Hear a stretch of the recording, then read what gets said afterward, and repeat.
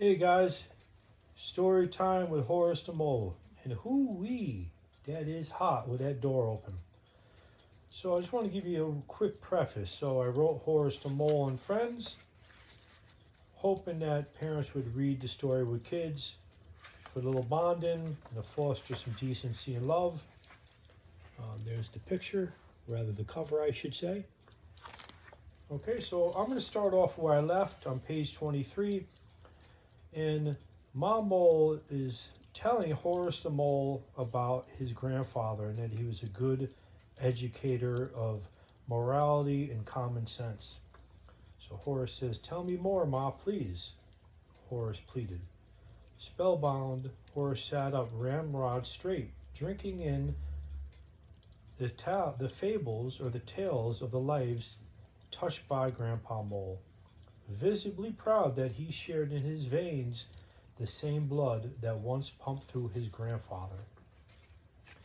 Since Dad Mole's death, Horace had no male figure to look up to.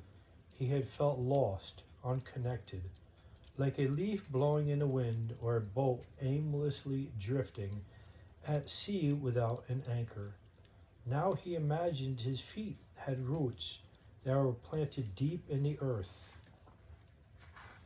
fed by the knowledge that his grandfather was an outstanding character. This made him feel as solid as a thick oak tree. "My favorite story," Horace said, "is the one about Robbie Rat and Grandpa's handling of Robbie lying, telling the rat, 'When you give someone your word or make a promise, you must keep it, because a rat is only as good as his word, and if you want to be a good, trustworthy rat, never lie. Do not make excuses, don't tell stories that aren't true. When you don't know something, don't make believe you do, be honest.'" "Did I get it right, Ma?" Horace asked. "You sure did," Mom Mole said.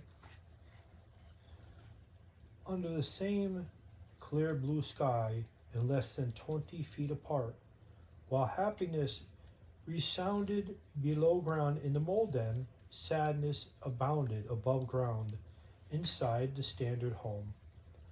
Miss Standard wore a long, serious face as she prepared school lunches for her son Jimmy and daughter Mary Jo. She was so worried, sleeping not a wink all night, wondering wearily why Mr. Standard had not come home last night, yet knowing in her heart that his all too often all-night absences was due to his increased alcohol consumption. "He could at least call to tell me and the kids that he was okay," Miss Standard hissed, fed up with her husband's selfish, hurtful ways. Mr. Standard's absence at the breakfast table made Jimmy cry out between spoonfuls of rainbow-colored cereal, "Dad, do you dislike me so much that you won't come home to eat breakfast with me, to be with me?" Jimmy was too young to realize that his father was in the grips of an awful disease called alcoholism, and not having received much love from his own parents, Mr. Standard gave Jimmy the same kind of loveless, hugless, kissless, "I love you less" love he had received from his parents while growing up. Mary Jo bit her lip and avoided her brother's sad blue eyes that made you feel like your soul was a window display at a shopping mall. "Bear, come here, Bear," Mary Jo called impatiently to the family dog, an 85-pound golden retriever, which appeared at her side, tail wagging. "I've got to get out of here," she told herself, patting the table. Up. Without hesitation, Bear rose on his hind legs and proceeded to lick clean the plate of scrambled eggs and potato Mary Jo had pushed in front of him. She had lost her appetite. Who could blame her? The house felt like a morgue, a place of grief and sorrow. "May I please be excused from the table? My plate is clean," Mary Jo called to her mother in the kitchen. The frustration and sorrow Miss Standard heard in her precious daughter's voice was tragic and so familiar. My God, what kind of life are we living? Miss Standard thought. She had tried more times than she could count to talk to her husband into getting help for his alcoholism. She was tired of pleading with him, tired of being unhappy. For the 100th time, she thought of freeing herself from the prison of marriage to a mean and abusive man. It seemed that divorce was the answer, the only way to save herself and her children from the slow spiritual death sentence they were serving. She knew she was right, but the word divorce terrified her. She had never lived on her own nor held a full-time job, and had no idea how she would go about taking care of herself and her 2 children. In her mind, she compared a divorce to being dropped off in the wilderness without clothes, and the thought of it made her shiver. So there's a little picture of Mary Jo and Jimmy and Bear the dog and Miss Standard in the background. And it is hot in here, I'll tell you that. Not wanting to add to her daughter's despair, Miss Standard pulled herself free from her lowly frame of mind down in the dumps and responded, "Yes, honey, you may leave the table." Mary Jo hurriedly pushed past her mother, uttering "I love you," placing her dish in the sink, then dashing out the back door.